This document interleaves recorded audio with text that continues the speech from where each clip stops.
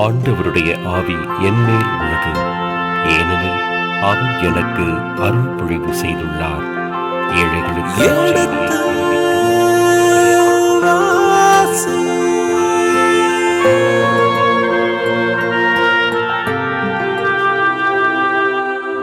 எடுத்து வாசி.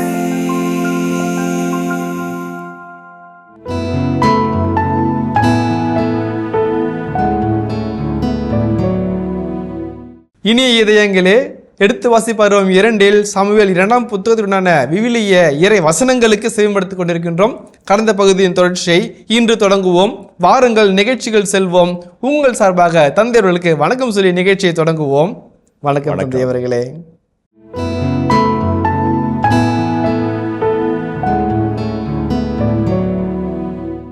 இது பபிலோனிய அரச வம்சங்கள் கொடுக்கப்பட்ட கட்டளையாக இருக்கிறது. நீ நீதியோடும் நேர்மையோடும் மக்களை வழிநடத்துவாயாக என்று அந்த இடத்துல சொல்கிறார்கள். அதே போல் இந்த நீதி நேர்மை ஏழைகளை, அனாதைகளை, கைவிடப்பட்டவங்களை, புறக்கணிக்கப்பட்டவங்களை, மறக்கப்பட்டவங்களை, விடுமுறையில் வாழ்றவங்களை மறந்துடாக செய்யக்கூடிய ஒரு நிலை தான் நேர்மையான நீதியான ஒரு நிலை. நீதிங்கிறது நீங்கள் பண்ண தப்புக்கு தண்டனையும் நீங்கள் செஞ்ச நல்லதுக்கு நன்மைத்தனமும் பரிசும் கொடுக்கறது மட்டும் நீதி கிடையாது, ஜட்ஜ்மெண்ட் மட்டும் கிடையாது. ஒட்டுமொத்த இன்டெக்ரல் ஐடியா. நீதி என்பது சமத்துவ, சகோதரத்துவ, சமாதான, பொருளாதார, அரசியல் சமத்துவமிக்க ஒரு ஒட்டுமொத்தமான ஒரு சமதர்ம சமுதாயத்தினுடைய அடிப்படை தூண்கள் தான் நீதியின் நேர்மையும். அந்த வார்த்தையை தாவீது பயன்படுத்தி அந்த அதிகாரத்தை நிறைவு செய்கிறார்.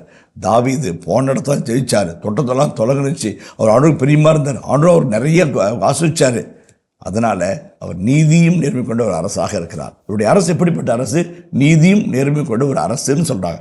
கிறிஸ்துராஜா திருநாளில் ஒவ்வொரு ஆண்டின் இறுதி நாளில் 34வது திருநாள் கூட நடக்கிறோம். கிறிஸ்து அரசர் எப்படிப்பட்ட அரசர்? அதிகாரமோ பதவியோ அல்லது இன்னும் நீதியும் நேர்மையும் கொண்ட அரசர். மாபெரும் ஜூபிலி என்கின்ற 2000வது ஆண்டு விழாவை கொண்டாட திருச்சபை, தமிழக திருச்சபை சிறப்பான முறையிலே தன்னை தயாரித்து வந்தது. அந்த இடத்துல ஒரு ஜபத்தை கொடுத்தாங்க. தமிழ்நாட்டில் எல்லா சர்ச்சிலும் கிட்டத்தட்ட 1-2 பல ஆண்டுகள் அந்த ஜபத்தை ஜபித்தோம். அன்பில் நீதியும் நீதியில் அன்பையும் என்று ஒரு வார்த்தை வரும். ரொம்ப அழகான வார்த்தை. அன்பில்லாத நீதியோ நீதி இல்லாத அன்போ வேஸ்ட்டு. அன்புனா அங்கே நீதி இருக்கணும். குருட்டுத்தனமான நெப்போட்டிக்கா, அதாவது உறவு முறை சார்ந்த ஒரு பயன்பாட்டுக்குள்ள காரியமாக நீதி பயன்படு. அன்பில் நீதியையும், நீதியில் அன்பு இருக்கணும். நீங்கள் நீதி சொல்லுறீங்க, நீதியில் நட்டுறீங்கன்னாக்க அந்த பயனாளிகளுடைய அன்பில்லாத ஒரு தன்மையை அது இட்டு சொல்லக்கூடாது. உங்கள் நீதியில் அவங்க அன்பை பார்க்கணும். அதான் முக்கியமான செய்திங்கிறது. நீதியும் நேர்மையும் இது பிற்கால பிற்பகுதியில் நான் விளக்கி சொல்ல போகிறேன். இந்த கருத்தை நல்லா சொல்ல போகிறேன். முக்கியமான ஒரு நல்ல கருத்து. சோஷியல் ஜஸ்டிஸ் என்கின்ற சமூக நீதிக்கான தூண்களாக நீதியும் நேர்மையும் பார்க்குறாங்க. அது தன்மைக்கு தன்மை மாறுபடும். அண்மைத்தன்மை கிழக்கு நாடுகள் அது கல்டிக் ஒகாபுலரியாக இருந்தது. ஒரு வழிபாட்டு முறை குறியீடாக இருந்துச்சு. அது இறையியல் கோட்பாடாக இஸ்ரேலின் முடியாட்சி மாற்றுகிறதையும் நம்ம பார்க்குறோம். அது நீதியும் நேர்மையும் கொண்டு விளங்கச் செய்தார். அடுத்து பாருங்கள், 16-18 வரைக்கும் நல்ல தலைவர்களையும் துணைத் தலைவர்களையும் படைத்தலைவர்கள் தாவீது கொண்டதாக செய்தி வருகிறது. வாசிப்போம்.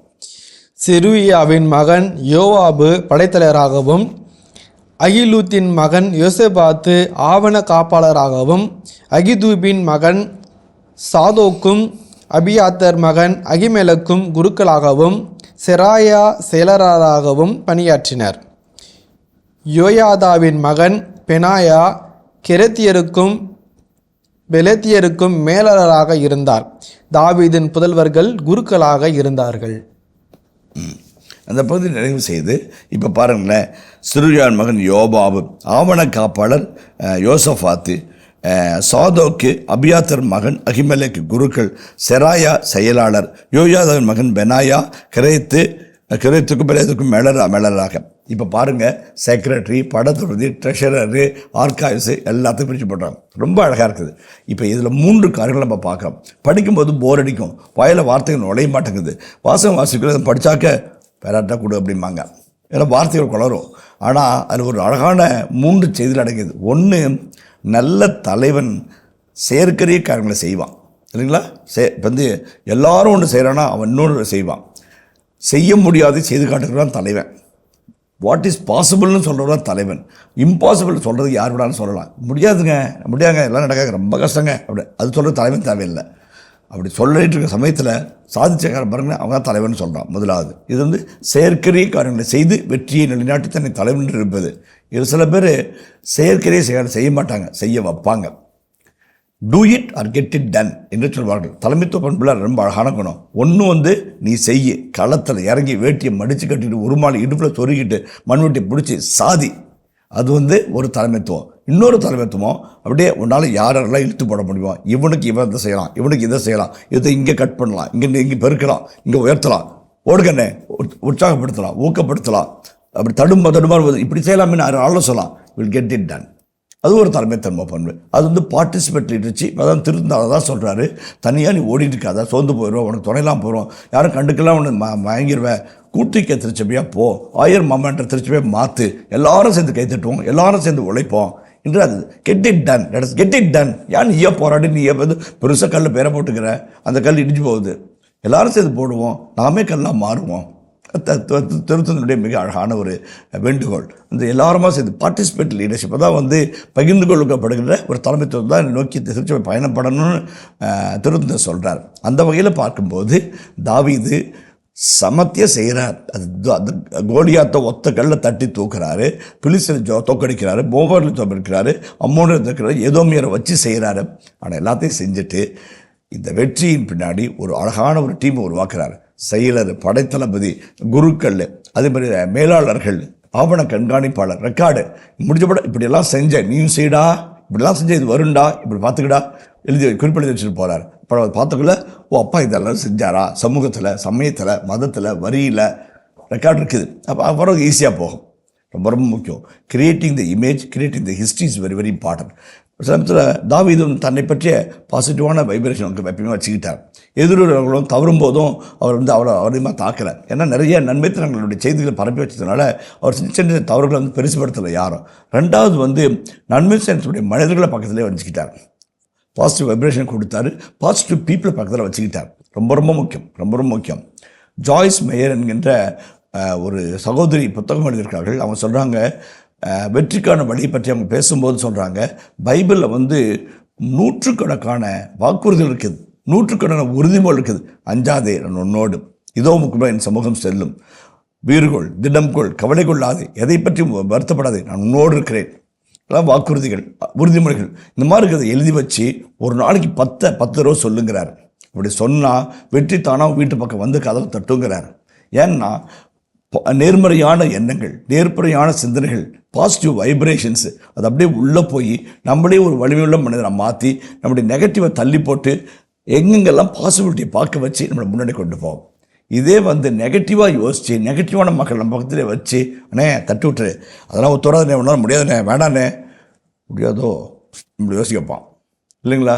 அம்மாட்டா நம்மளாம் முடியாது, ஏன்னா போய் என் கையை சுட்டுக்கணும், ஏற்கனவே அங்கே அப்பட்டு அது போதாதா இல்லை ஒரு எண்ணத்தை கொண்டு விட்டாங்க.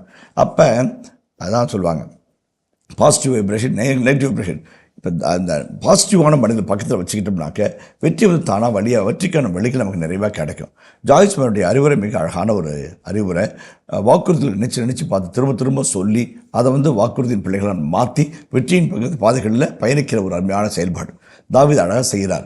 ஒவ்வொருத்தருக்கும் இவனுக்கு யோசபாத்தா இந்த வேலை, அகிலூதினுடைய மகன் இவனுக்கு இந்த வேலை, மேலாளர் வேலை யார் கொடுக்கலாம் யோசிச்சு பார்த்து அவங்களுக்கு அதை கொடுத்து கரெக்டாக பக்கத்தில் வச்சுக்கிறார். ரொம்ப முக்கியம். மிக முக்கியமாக பாருங்களேன், ஹெட்மாஸ்டர் ஒருத்தர் இருந்தார், பிடிச்சமான வேலையை கொடுப்பார். சயின்ஸு வாத்தியார் ரொம்ப பிடிக்கும் அவருக்கு, எந்த வேலை அவரை கூப்பிட்டு செய்வார். ஹிஸ்ட்ரி வாத்தியார் அவ்வளோ பிடிக்காது. ஹிஸ்ட்ரி வாத்தியார் போயிட்டார். சார் கொஸ்டினை கொடுத்துட்டு போங்க சார்னு சொல்லாமல் போயா நான் பார்த்துக்கிறேன்னு போயிட்டு சயின்ஸ் வாத்தியாரை கூப்பிட்டு இந்த ஹிஸ்ட்ரி பாடத்தை ஒரு கேள்வி பதில் எடுங்கிறாரு. ஹிஸ்ட்ரி வாத்தியார், இந்த சயின்ஸ் வாத்தியார் ஹிஸ்ட்ரி கொஸ்டின் அவர் தயார் பண்ணுறார். அப்போ என்ன, அக்பரின் படம் வரைந்து பாகங்களை குறின்னு எழுதுறாரு. சயின்ஸ் வாத்தியாருக்கு என்ன தெரியும், அதுதான் தெரியும் இல்லைங்களா? அக்பர் வரலாற்று சம்பந்தம், அது வரலாற்றுக்கு செய்யணும். இதை எடுத்து அவங்க எல்லாம் பொட்டி இவனை பிடிக்காதுன்றதுனால இவனை தள்ளிவிட்டு இவனை வச்சு செய்யணும்னாக்க இவனுக்கு தகுதியும் இல்லை, நீதி இல்லை, அவனை வச்சு செய்யணும். ஏன்னா எனக்கு அஜாண்டா போடணும் கொடுத்ததுனால அவனுக்கு தெரியுதான் அவன் செய்வான்.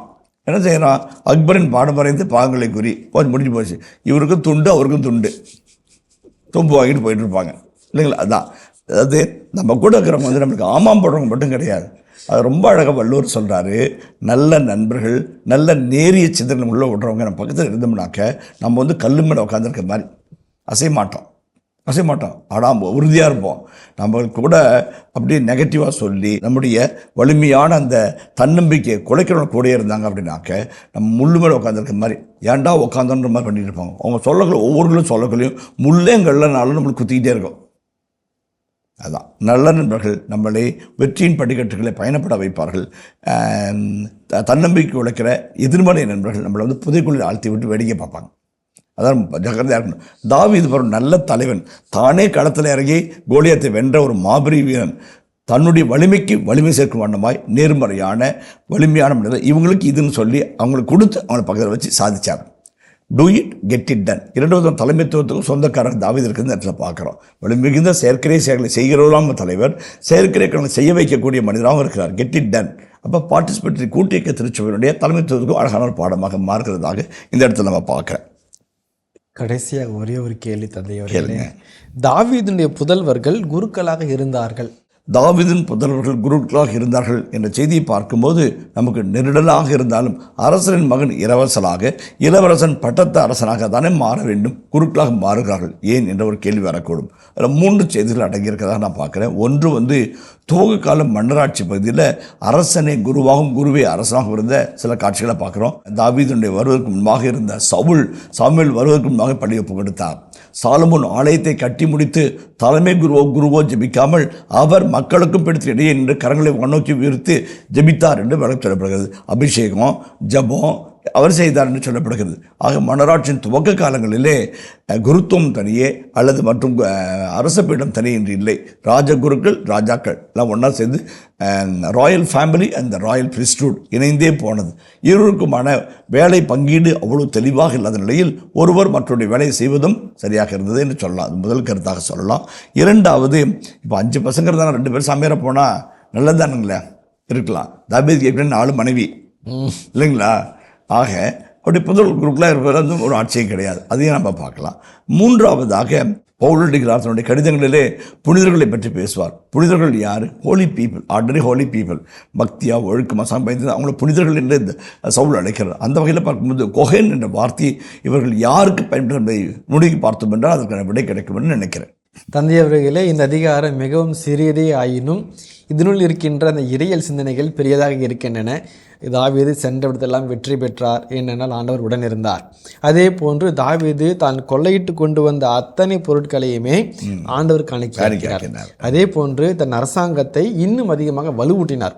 படைத்தளபதி, பொருட்காப்பாளர்கள், மெய்காப்பாளர்கள், குருக்கள், செயலாளர் என்றெல்லாம் பட்டியலிட்டு தன்னுடைய அரசவையும் திடப்படுத்தினார். இந்த பகுதியிலிருந்து பின்பு எனக்கு ஏற்பட்ட கேள்வி, தன் மகன்கள் எப்படி குருக்களாக இருக்க முடியும்? அதற்கு விளக்கம் எனக்கு கிடைத்து விட்டது. இப்படியாக இந்த ஒரு பகுதி இறை வசனங்களையும் விளக்கங்களையும் தருகின்ற பொழுது வாழ்வியல் கருத்துக்கள் என்னவாக இருக்கின்றன என்ற ஒரு ஏக்கம் இருக்கிற தந்தை அவர்களே. இந்த 18 வசனங்கள் உள்ளடக்கிய இந்த 8ஆம் அதிகாரத்தின் சின்ன சின்ன செய்திகள் இடையிலே நான் வாழ்க்கை பாடங்களை சொன்னேன். ஒரு 3 முக்கியமான செய்திகள் சொல்லி நம்முடைய வாழ்க்கை பாடங்களோடு இதை நினைவுபடுத்த ஆகிறேன். ஒன்று வந்து நான் ஏற்கனவே சொன்னது தான், அதே சமயத்தில் வெற்றி என்பது ஒரு மனிதனுடைய முயற்சி மட்டுமல்ல, அது ஒரு கூட்டு முயற்சியினுடைய பலன்.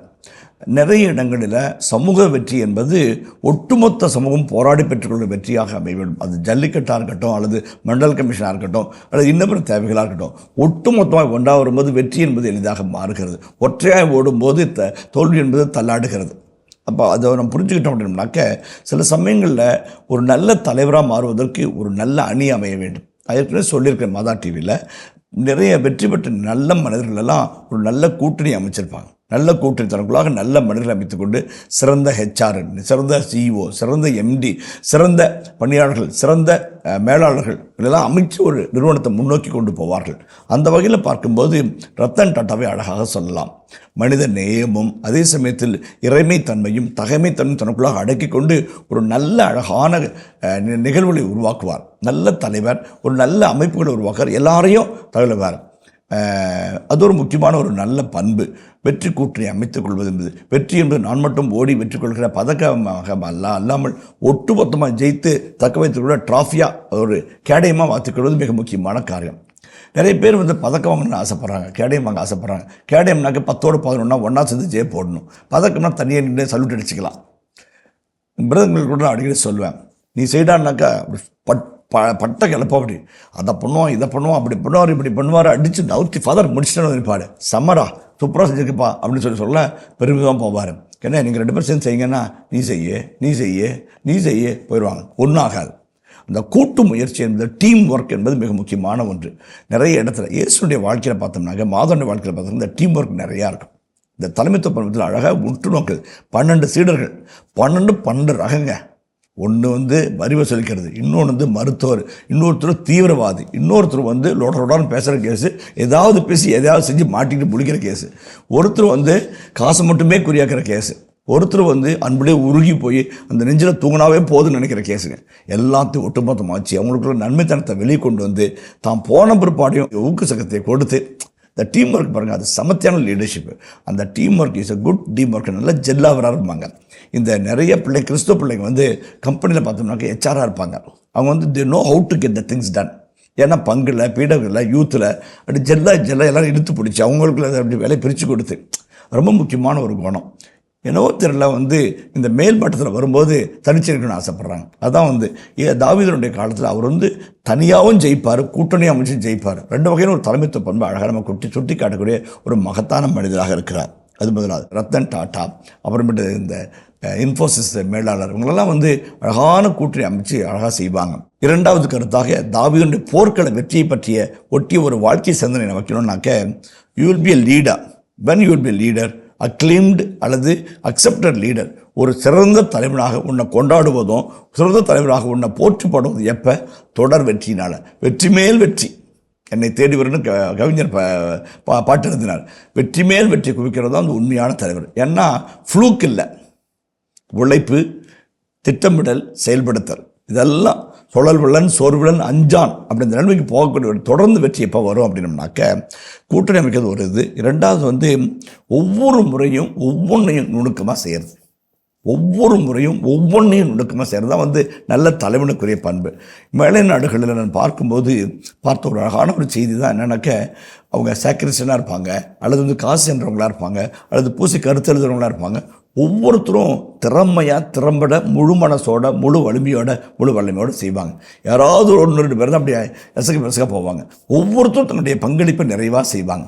அதுதான் வந்து தொடர்ந்து வெற்றிக்கான வாய்ப்பாடாக இருக்குது. நான் ஒரு குட்டி பையன், சந்தோஷம் ஒரு பையனுடைய பங்கெடுப்பு எனக்கு புதிதாக இருக்குது. ஒவ்வொன்றும் எனக்கு மகிழ்ச்சியை தருகிறதாக அமைகிறது. இந்த நாட்களில் சந்தோஷம் குட்டி பையனை பார்த்துட்டே மேடையில் சேர் போடணும், எவ்வளோ எண்ணிட்டு வாடா அப்படின்னேன். பேசிக்கிட்டே இருக்கும்போது அவர் கூப்பிட்டு சொன்னேன். அவன் போனான். ஒரு 10 நிமிஷம் கழிச்சு வந்தான். நின்றுட்டே இருந்தான். பேசுகிறத பார்த்து அமைதியாக இருந்தான். அப்போ என்ன பேசிகிட்டு இருக்கிற நம்பர் போன பிற்பாடு ஃபாதர் அப்படின்னா, என்னடா அப்படின்னேன். நான் அவனோட சேர் எண்ணிட்டு போடணும்னு சொல்லி மறந்துட்டேன். என்னடா அப்படின்னேன். சேர் என்ன சொன்னீங்களே என்ன எவ்வளோ இப்படின்னு சொல்லி நான் நடந்தேன். ஃபாதர் குடோனில் வந்து 243 இருக்குது ஃபாதர். அதில் வந்து 17 சேர் உடஞ்சிக்குது ஃபாதர். அதில் 18 சேருக்கு வந்து கை இருக்குது ஃபாதர், மீதி சேருக்கு கை இல்லை ஃபாதர். அழகாக சொன்னான். சொல்லிட்டு வார்த்தை சொன்னான், கோயிலில் இன்னும் கூட ஒரு 86 சேர் இருக்குது தான் நினைக்கிறேன் ஃபாதர் அப்படின்ட்டு. இது இல்லாமல் நம்மளுக்கு மண்டபம் இருக்குல்ல ஃபாதர், அங்கே கூட சேர் இருக்குது, அதை கூட எடுத்துருந்தா இதுக்கு நம்ம வாடகைக்கு வாங்கவே இல்லை தேவையில்லை ஃபாதர் அப்படின்னா. 8ஆம் கிளாஸ் பையன் எவ்வளோ அழகாக சிந்திக்கிறான் பாருங்கள். இதுதான் இந்த தலைமைத்துவ பாருங்க. அதை எண்ணிட்டு வாடான்னாக்க உடன் புரிஞ்சுது ஃபாதர் சாவி அப்படின்னு நினைப்பான் ஒருத்தன். அப்படிமா உள்ளே போனால் ஃபாதர் உயரமாக இது எட்ட முடியல ஃபாதர், இது வரைக்கும் தான் எண்ண முடியாது, பார்க்க முடியல ஃபாதர் அப்படின்னு வருவான். இவன் எண்ணி பார்த்துட்டு இங்கே நான் கை கை வைக்காதேன்னா உடஞ்சி போனதுன்னா கோயிலில் இருக்குது, மண்டபத்தில் நினைக்கவே இல்லை. ஒரு சேர் 5 ரூபா 500 சேர் வாங்கினா கூட எவ்வளோ நான் யோசிச்சு இருக்கிற சமயத்தில் மண்டபத்தில் சேரை எடுத்தால் வடக்கே எடுக்க வேணாம் ஃபாதர்னா. அவன் பேசினாலும் திரும்பி பார்த்து என் பொழப்பு வேட்டை வச்சாண்டா அவன் நினச்சிட்டு போகிறான். புரியுதுங்களா? அதான் வந்து அந்த ஒவ்வொன்றையும் நுணுக்க அந்த குட்டி பையன் நினச்சேன். அவன் வந்து அவ்வளோ தலைமைத்துவம், அவ்வளோ முன் யோசனை, ரொம்ப பியூட்டிஃபுல். அந்த மாதிரி ஒரு 10 பேர் இருந்தாக்க நம்ம வேலை ரொம்ப ஈஸியாக கணித்து பார்த்துக்கன்னு நான் போயிட்டே இருக்கலாம். ஒரு சிலருக்கு ஒரு வேலை சொல்லி 15 தடவை விளக்க சொல்லணும், அது போல் நான் வேலையை முடிச்சு போடாமலே. இப்படிப்பட்ட ஒரு அழகான தொடர் வெற்றி என்பது ஒவ்வொருவரும் தங்களுடைய பங்களிப்பை முழுமனமோடு செய்கிறது, முழு உள்ளத்தோடு செய்கிறது, முழு வலிமையோடு செய்கிறது. அப்போ தான் வந்து வெற்றி என்பது தொடர் வெற்றியாக மாறும். அதான் ரொம்ப முக்கியமான கருத்து. 2ஆவது கருத்து. 3ஆவது கருத்து ரொம்ப இயல்பான கருத்து தான் வந்து என்னன்னாக்க, வெற்றி வரும்போது ஆர்ப்பரிக்காமல், தோல்வி வரும்போது தோண்டு போகாமல் இருக்கக்கூடிய மணலில் வரணும். ரொம்ப ரொம்ப முக்கியம். தாவீதுடைய வாழ்க்கை நம்ம அடிக்கடி பார்க்க வேண்டிய நல்ல செய்தி. நிறைய இடத்துல ஜெயிப்பார், சில இடத்துல தோற்று போவார், ஆனால் எப்பவும் அவராக இருப்பார். ரொம்ப அழகாக இருக்குது. அப்துல் கலாம் ஐயாவுடைய வாழ்க்கையில் ஒரு அழகான செய்தியை படித்தேன். ஸ்ரீஹரிகோட்டாலேருந்து PSLV சீரீஸில் ராக்கெட் அனுப்புகிறாங்க, இண்டிஜினஸாக அனுப்புகிறாங்க, நம்முடைய உள்நாட்டு தயாரிப்பை அனுப்புகிறாங்க. மிகப்பெரிய ஒரு சாதனை அனுப்புகிறாங்க. ஒரு கிட்டத்தட்ட ஒரு 300 பத்திரிக்கையாளர்கள் வெளியே நிற்கிறாங்க. ஆள் ஒன்று பேனா ஒன்று, ஆள் ஒன்று கேமரா ஒன்று, ஆள் ஒன்று வீடியோ ஒன்று சொல்லுவாங்க. அனுப்புகிறாங்க, வெளியே செய்தி வரும்னு ஏறாங்க. 25 செகண்டில் 300 கோடி ரூபாயில் தயாரிக்கப்பட்டு பல ஆண்டுகள் உழைத்த அந்த உள்நாட்டு அந்த விண்வெளி கோள் கடலில் விழுந்துருச்சு. வெளியே வந்து அப்படியே காத்திருக்கு பண்ண பலூன் மாதிரி ஆயிடுச்சு. பத்திரிக்கை வந்து வெற்றி செய்தி சொல்லுவாங்கன்னு பார்த்தா அப்படியே ஒட்டுமொத்த இந்தியாவும் கொஞ்சம் அப்படியே ஸ்தம்பித்து போச்சு. அப்துல் கலாம் பார்க்குறாரு, வெளியே போய் இந்த முறை தோற்று விட்டோம், அடுத்த முறை சரி செய்வோம்னு சொல்லிட்டு பேட்டியை வந்து சுருக்கம் முடிச்சு வந்துட்டார். உள்ள இருக்கிறவங்க அத்தனை பேரும் வந்து அப்படி சோர்ந்து போயிருக்கிறாங்க. உட்காந்து மோட்டிவேட் பண்ணுறாரு, ஒர்க் பண்ணுறாரு. அதே ஒரு வருஷத்தில் கரெக்டாக பண்ணார். அடித்தாங்க, சல்லுன்னு போயிடுச்சு. அப்போ ஆரவாரம் உழுமான்னு பார்த்துருக்கான். உள்ளே போய் சேர்ந்துருச்சு. எல்லாம் கைத்தட்டல், சிரிப்பு, இனிப்பு பார்க்குறான். வெளியே வெயிட் பண்ணுறாங்க ப்ரெஸ். அப்படிங்கல அப்துல் கலாம் ஐயா கூப்பிட்டு அந்த குப்தான்ற ஒரு ஆளை கூப்பிட்டு நீ போய் பேட்டி கொடுங்கிறார். அந்த வாழ்க்கை வருஷத்தை எழுதின அந்த ஆசிரியர் சொல்கிறாரு, தோற்று போன பொழுது ஒட்டுமொத்த பொருள் தோளில் சுமந்த அந்த மகான், வெற்றி பெற்ற பொழுது பாராட்ட நீ பெற்றுக்கொண்டு அனுப்பி வைத்த பரந்த மனப்பான்மை. இதாங்க தலைமைத்துவம். இதுதான் தலைமைத்துவம். அந்த தலைமைத்துவம் வரணுமா இருக்குது.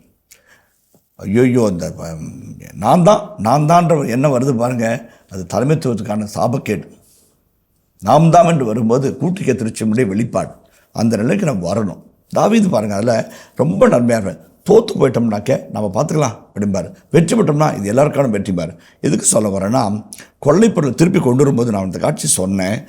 சண்டை போட்டு ரத்தம் சிந்தி உயிரப்பானை வச்சு போராடணும். உனக்கு மட்டும் இல்லை, ஓரமாக உட்காந்து அரிசியில் கல் பொறுக்கினான் பாரு, சோத்தை வடித்தான் பாரு, உனக்கு சொத்தத்தில் போட்டு கொடுத்தான் பாரு, உன் கத்தியை கழுவி ஸ்க்ரூ போட்டு கொடுத்தான், அவனுக்கு கொடுனார். அப்போ ஒட்டுமொத்த வெற்றியை உணர்ந்து பார்த்த மட்டும் தான் அந்த கொள்ளைப்பொருளில் பங்கிடக்கூடிய பரந்த மனப்பான்மை வரும். அதான் ரொம்ப முக்கியம். ரொம்ப அழகான ஒரு செய்தியாக நம்ம பார்க்குறோம். வெற்றி வரும்போது ஆணவத்தினால் குக்கரிக்கக்கூடாது. தோல்வி பட்டபோது உலகமே இடிந்தது என்று சொல்லி தலையில் துண்டை போட்டு தோண்டு போகக்கூடாது. வெற்றியும் தோல்வும் வந்து போகிற வாழ்க்கை தான் இது. இன்றைக்கு நீ ஜெயித்தால் நாளைக்கு அவன் ஜெயிப்பான், நாளைக்கு அவன் தோற்றால் நீ வெற்றி பெறுவாய். இந்த வாழ்க்கை நீதியை விட்டுட்டு வெற்றியை வாய்ப்பாக பார்க்கணும், தோல்வியை பாடமாக பார்த்துட்டோம்னாக்க வாழ்க்கை வளமாக இருக்கும். தொடர் வெற்றிக்கான வாய்ப்பாடுகளை தாவீது அழகாக நமக்குள்ள பட்டியலிட்டு காட்டுகிறார். அதுதான் ரொம்ப முக்கியம். அந்த ஒரு மனநல நமக்குள்ளே வந்துச்சு அப்படின்னாக்க இந்த 3 கூட்டணித்தனமான பகிர்ந்து கொள்ளக்கூடிய பங்கேற்கிற தலைமைத்துவம், 2வது தொடர் வெற்றியின் வழிகளை கற்றுக்கொள்வது, 4வது வெற்றியும் தோல்வியும் ஒரு சேர உற்று பார்ப்பது. இதை இந்த பாடல்கள் தாவீது கற்றுக்கொள்ள வேண்டிய பாடங்களாக நான் பார்க்குறேன். இதோடு நம்ம நிறைவு செய்வோம். நன்றி தந்தை அவர்களே. இனிய பகுதிகளின் விளக்கங்கள், சிறந்த பகுதிக்கான வாழ்வியல் கருத்துக்கள். நன்றி தந்தை அவர்களே. இனிய இதயங்களை, இதுவரை நாம் சாமுவேல் 2ஆம் புத்தகத்தின் 8ஆம் அதிகாரத்திற்குண்டான விவிலிய விளக்கங்களுக்கு செவிமடுத்திருக்கின்றோம். இனி இந்த பகுதியின் இறை வசனங்களுக்கு செவிமடுப்போம். சாமுவேல் 2ஆம் நூல், அதிகாரம் 8. இதன் பிறகு தாவீது பெலிஸ்தியரை தோற்கடித்து அவர்களை அடிமைப்படுத்தினார். மெதகம்மாவை தாவீது பெலிஸ்தியரிடமிருந்து கைப்பற்றினார். அவர் மோவாபியரையும் தோற்கடித்தார். அவர்களை தரையில் படுக்கச் செய்து நூலால் அளந்து 2 பகுதியினரை கொன்று 1 பகுதியினரை வாழவிட்டார். மோவாபியர் தாவீதின் அடிமைகளாகி அவருக்கு கப்பம் கட்டினார்கள். மேலும் யூப்ரத்தீஸ் நதி அருகே தனது ஆட்சியை மீண்டும் அமைக்கச் சென்ற சோபா மன்னன் ரகோபின் மகன் அததேசரையும் தாவீது தோற்கடித்தார். தாவீது அவனிடமிருந்து 1700 குதிரை வீரர்களையும் 20,000 காலாள் படையினரையும் சிறைப்பிடித்தார். 100 தேர்களுக்கு தேவையானவற்றை தவிர மீதியான தேர்க்குதிரைகளை தாவீது நரம்பறுக்கச் செய்தார். தமஸ்கு நாட்டு சிரியர்கள் சோபா மன்னன் அததேசருக்கு உதவ வந்தபோது அவர்களுள் 22,000 பேரை தாவீது கொன்றார். பிறகு தமஸ்கு நகரின் 6ஆம் பகுதியில் தாவீது படைத்தளங்களை அமைத்தார். சிரியா நாட்டினர் தாவீதின் அடிமைகளாகி அவருக்கு கப்பம் கட்டினர். தாவீது சென்ற இடம் எல்லாம் ஆண்டவர் அவருக்கு வெற்றி அளித்தார். அததேசரின் பணியாளர் தாங்கிச் சென்ற பொற்கேடயங்களை தாவீது கைப்பற்றி அவற்றை எருசலேமுக்கு கொண்டு வந்தார். அததேசரின் நகர்களான பெற்றகுவிலிருந்தும் பெரோத்தாவிலிருந்தும் தாவீது மிகுதியான வெண்கலத்தை கொண்டு வந்தார். அததேசரின் அனைத்து படையையும் தாவீது முறியடித்ததை ஆமாத்து மன்னன் தோயி கேள்வியுற்றான். உடனே அவன் தன் மகன் யோராமை தாவீது அரசரிடம் அனுப்பி அவரை வாழ்த்தி பாராட்டினான். ஏனெனில் தோயி அததேசரை தோற்கடித்திருந்தான். யோராம் தன்னோடு வெள்ளி, பொன், வெண்கலத்தால் ஆகிய பொருள்களை கொண்டு வந்தான். இவற்றையும் தாம் தோற்கடித்த அனைத்து நாடுகளின் வெள்ளி, பொன்னையும் தாவீது அரசர் ஆண்டவருக்கு காணிக்கையாக்கினார். அந்நாடுகளாவன ஏதோம், அம்மோனியர், பெலிஸ்தியர், அமலேக்கியர். சோபாவின் மன்னன் அததேசரிடமிருந்து எடுத்த கொள்ளை பொருளையும் காணிக்கையாக்கினார். தாவீது உப்பு கணவாயில் 18,000 ஏதோமியரை முறியடித்து திரும்பிய பின் அவருக்கு பெரும் புகழ் உண்டாயிற்று. அவர் ஏதோம் முழுவதும் படைத்தளங்களை அமைத்தார். ஏதோமியர் அனைவரும் அவருக்கு கப்பம் கட்டலாயினர். தாவீது எங்கு சென்றாலும் அவருக்கு ஆண்டவர் வெற்றி அளித்தார். தாவீது அனைத்து இஸ்ரவேல் மீதும் ஆட்சி புரிந்து நீதியும் நேர்மையும் விளங்கச் செய்தார். செருயாவின் மகன் யோவாபு படைத்தலைவராகவும், அகிலூதின் மகன் யோசபாத்து ஆவண காப்பாளராகவும், அகிதூபின் மகன் சாதோக்கும் அபியத்தார் மகன் அகிமெலேக்கும் குருக்களாகவும், செராயா செயலராகவும் பணியாற்றினர். யோயாத்தாவின் மகன் பெனாயா கெரேத்தியருக்கும் பெலேத்தியருக்கும் மேலாளராக இருந்தார். தாவீதின் புதல்வர்கள் குருக்களாக இருந்தார்கள். இதன் தொடர்ச்சியை மீண்டும் அடுத்த பகுதியில் தொடர்வோம். அதுவரை இணைந்திருங்கள். இயேசுவுக்கே புகழ், இயேசுவுக்கே நன்றி, மரியே வாழ்க. எப்போ தனிமனித ஒழுக்கமும் பொது ஒழுக்கமும் ஒன்றா சேரும்போது அவர்கள் தகமைமிக்க சான்றோராக மாறுவாங்கன்னு ஒரு சொல்றார். வாளெடுத்து போர் தொடுக்கிறார், களங்கள் பல காண்கிறார், சிதற சிதற ஓட விடுகிறார், சேகரித்த பொருட்களை கொண்டு வருகிறார், ஆண்டவருக்கு போடுக்கிறார், எல்லாரும் பயந்து கொடுக்கிறார். ஒரு ஆண்மைத்தனம் மிகுந்த ஒரு அருமையான தாவீது.